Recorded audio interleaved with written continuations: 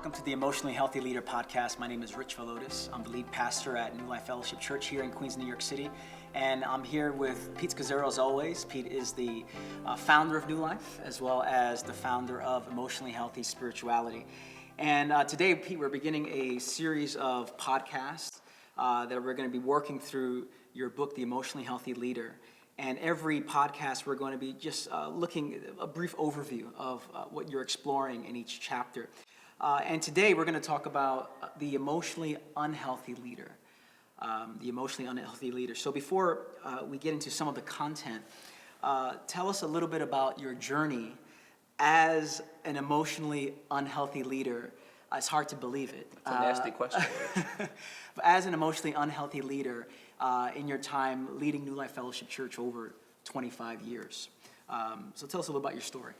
Yeah, so I like to say I had 4 conversions, and it's a nice way to frame how I ended up writing this book. Became a Christian in 1976, had a wonderful conversion to Christ, His grace, His love, learned all about spiritual disciplines, etc. But it was almost 19 years later, in 1996, that I had my second conversion. I was at that point pastoring New Life for a number of years, but it was the integration of emotional health and spiritual maturity cannot be separated. And it was out of that crisis of realizing something was missing in formation in our church here at New Life, then in my own life as well, that out of that cataclysmic crisis of my own marriage and pondering for a couple of years, God met myself, Jerry, in a very significant way. And it's so significant, it changed the whole way we follow Jesus. And it was His integration of emotional health. And then there was a third conversion in 2003 that I called a slowed down spirituality conversion or contemplative spirituality conversion, which was a 4-month sabbatical, living the rhythms of silence and solitude, visiting monasteries, and how do I live a slow down life for Jesus in the midst of actively pastoring and leading a church. Yeah. And it was so dramatic, it was like a third conversion. And out of that came the whole book, Emotionally Spirituality, etc. But this book, The Emotionally Leader, flows out of what I call my 4th conversion, which was in 2007. Our church at that point had grown quite large, of staff, a community development corporation, and I would be asked, well, how do you integrate all this emotional health and the contemplative spirituality material in leading a large organization? Budgets, hiring, firing, planning, strategic thinking, team building. And I'd always hit a wall on that. Mm-hmm. And it was this 2007 event where God came to me about the issue was not so much in the organization of New Life, it was a deeper issue inside of my own iceberg, my own inner life. And so at that point I became, for a 2-year period, the executive pastor at New Life, and said, I'm going to dive into this grassroots-wise and try to figure out what is the problem here, that all this great stuff that's happening in our congregation with emotional health and the contemplative was not translating into the leadership of the large organizational church dynamic. Yeah. And so it's been the last, 8 years. It's been a tremendous journey, but this book flows out of that.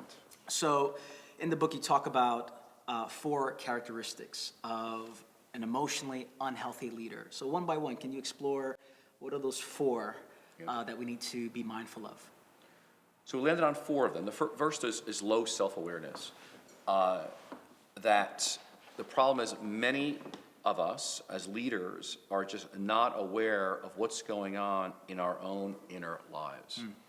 And so even in meetings, very often are unaware of how people are experiencing us, our motivations being mixed, and haven't done a lot of work on how, for example, our family of origin and our cultures are impacting how we're leading.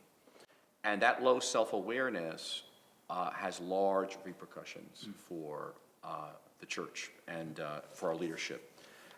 The second is a prioritizing of the ministry of the church over marriage or singleness. That never happens. Yeah. And putting the ministry of the church or that aspect of leadership first over our marriage or our singleness has wide implications for team building and planning and decision making. It's an enormous problem. We see the consequences around the world in the church. But I think it's deeper than even that it really affects the level of formation and transformation that's going to actually go on in our churches. Because that's where people are living every day. But then thirdly, a third characteristic of emotionally unhealthy spirituality is not just low self-awareness or prioritizing ministry over marriage or singleness. It's we do more activity for God than our being for God can sustain. We're too busy. And so as a result, we're preaching and teaching things that we don't have time to actually absorb into our bloodstream. And so what happens is it's like when people touch the hem of Jesus' garment, his being, power flowed out from him because it was his life. I think because it came out of an intimacy with the Father. Yeah. Because we don't have time to cultivate our own inner life with God that's deep, it just colors everything we do. And so our doing is not have enough being with Jesus to sustain it. And so it ends up being flat. And then finally, lastly, we lack a Sabbath work rhythm. Yeah. We just don't have a rhythm. So we're just working. It's not a rhythm of I'm working 6 days, I have a Sabbath. I don't think we understand Sabbath as a key formational discipline. And so it's very, it's interesting. We have so many qualities we could have landed on saying, what is an emotionally unhealthy leader? But really it was these four that leave a deficit in our lives that have wide impact. Now, at New Life, we often say that Jesus may be in your heart, but Grandpa lives in your bones. It's a great statement, speaking to the depth of how we've been shaped by our families of origin, our culture. You also note 4 unhealthy commandments that are in the bones of an overall church culture that contributes to a culture, a leader being emotionally unhealthy. So describe those unhealthy commandments as well, because we have the characteristics of an unhealthy leader, then we have these commandments that you explore. The first one you say here is, it's not success unless it's bigger and better. Is that an unhealthy commandment? Yes. And again, it's not that numbers are bad, because we have a whole book in the Bible called Numbers. And in the book of Acts, they do count numbers. And Jesus does tell us in Matthew 28 to go and make disciples of all nations. So it's a good thing. The question is, it's when we cross a line. And we see that, for example, in David, right? David in Chronicles and 2 Samuel, he counts the fighting men. And he crosses a line because it's coming out of pride for him. It's coming out of a lack of trust in God. And it's not that we count numbers. It's that the problem is it's the only thing we count. And if that's the problem, it's only success if it's bigger and better. It doesn't take into account so many things of what it means to bear fruit. I mean, for Jesus in John 6, if he was counting numbers, he wouldn't have given that sermon about, unless you eat my flesh and drink my blood, you have no part in me, when the massive crowds leave him. Yeah. But he had a long-range perspective, and he didn't die with great numbers either. But we all each have a place and a calling in the kingdom. John the Baptist's numbers diminished at the end of his life. And so it's so many factors. Where God's placed you, the kind of people you're ministering to, where you are in the world is a big factor. If you're a pastor in a Muslim country, to be comparing yourself to someone who's a pastor here in New York or in the Bible Belt, it's just an unfair comparison. Yeah. But we're comparing just numbers. And that it's so deep in the culture that we measure our success by bigger and better, that so many of us feel like failures, like, oh my gosh, and I'm not like this guy down the street who's got instantly big church or double my church. And I mean, all these pastors are in therapy for the wrong reasons, and because our self-image is all screwed up because all we measure is numbers. Yeah. And that's just sad. So the first unhealthy commandment is, it's not success unless it's bigger and better. The second one is, what you do is more important than who you are. What you do is more important than who you are. Explore that a little bit. Well, what you do is important, but it's not more important than who you are. And I think that here's a saying, and we've used this a couple of times ourselves, Rich. You cannot give what you do not possess, and you can only give what you do possess. That's what's going to come out of you. So I used to when I was a young preacher, I used to watch Billy Graham, and I would preach his sermon. I didn't have the power that came out of Billy Graham with that sermon, I can tell you that. It wasn't me. I just, How were the altar calls, though? That's the question. People didn't come forward either. I prayed just as I am. I prayed to him. I did it all. And I'm not against like using pieces of people's sermons. I don't think it's a bad thing. But the key is that it gets inside of you. And I think that we underestimate that if our goal is bringing people into a deep relation with Jesus and on a journey with Christ, we have to go on that journey first. And just telling them go this way, but we're not living it. And so I meet people talking about prayer, talking about slowing down, but they're not doing it themselves. Yeah.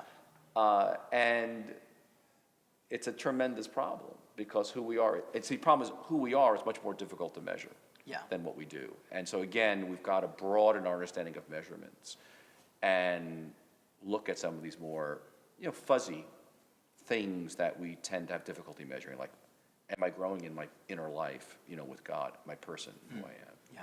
The third one is superficial spirituality is okay, and that's an unhealthy commandment. Superficial spiritualities. Now, we wouldn't say that Never. overtly, but it seems that people have normalized that. Well, we have the temptation here, don't we, at New Life? As long as we have the crowds and the events are exciting, the worship's powerful, the preaching's great, everything's fine. And we assume everything's okay. Yeah. And we assume people are nurturing their relationship with Jesus. They're living it out in their behind closed doors, in their homes. And we just accept the fact of, okay, you're in church, you're participating, hopefully you're giving, and you're serving. That's great. That's what we expect, right? You're in the program and you're serving. And we assume that they're just growing in depth. Right. That assumption, I found out, is very wrong. Yeah. I think of 1 Samuel 16:7, when Samuel says, all of David's sons come, all of David's family, all his older brothers come, and Samuel does not choose any of them. But God says, when David shows up, you look at the outward appearance, but God looks at the heart. And I think we look at the outward appearance of church, and we assume everything's great, because we have, especially the bigger mega churches. I'm not against mega churches, but even if our church is 75 people, how we assume everything's good, we have our certain measurements that it doesn't mean there's real spirituality going on. Yeah. And I think we don't want to assume anything any longer. I don't assume anything any longer because I realized I was living a lot of illusion. And lastly, you say, don't rock the boat as long as the work gets done. Yes. Don't rock the boat as long as the work gets done. So just explore that, and then maybe some words of encouragement for us. Do you like rocking the boat? No. No. I think of Jeremiah 6. He says, peace, peace. Jeremiah says, you say peace, peace when there is no peace. And I, like most pastors, I don't like conflict. I think most of us don't. And so we've got often people who are, quote, effective and serving and getting things done. But there's some inconsistencies in their lives, perhaps in their marriages or their singleness. And we don't want to ask those questions because we don't really want to find out, because we're getting so much done, and how can I ever replace this person? Right. And we don't like to rock the boat. And I just think, imagine if Peter in Acts 5, in the middle of that great revival in Jerusalem, did not rock the boat with Ananias and Sapphira. Right. I mean, them falling dead on the floor was a big rocking of the boat. So I don't want people dying on the floor in front of me, but I don't want to be afraid to ask difficult questions to find out what's going on. And I think there's a subtlety in the church of, again, because we got this we got the thing moving, we got money, we got to keep it going, that we tend not to want to ask the difficult questions that may rock the boat and capsize one or two people in the process. But it's actually an act of love. Yeah. So I imagine that many folks that are listening and watching right now have experienced these unhealthy commandments, have lived in this way, and could easily go into despair now. Like, what are some words of encouragement in light of, it's difficult out there. Yes. What are some words of encouragement as we close our time here? Okay, so this is chapter 1, so let's not get, of the Emotionally Healthy Leader. And so my encouragement is that this takes time. Like, this is a big journey. And there are levels of actually getting it.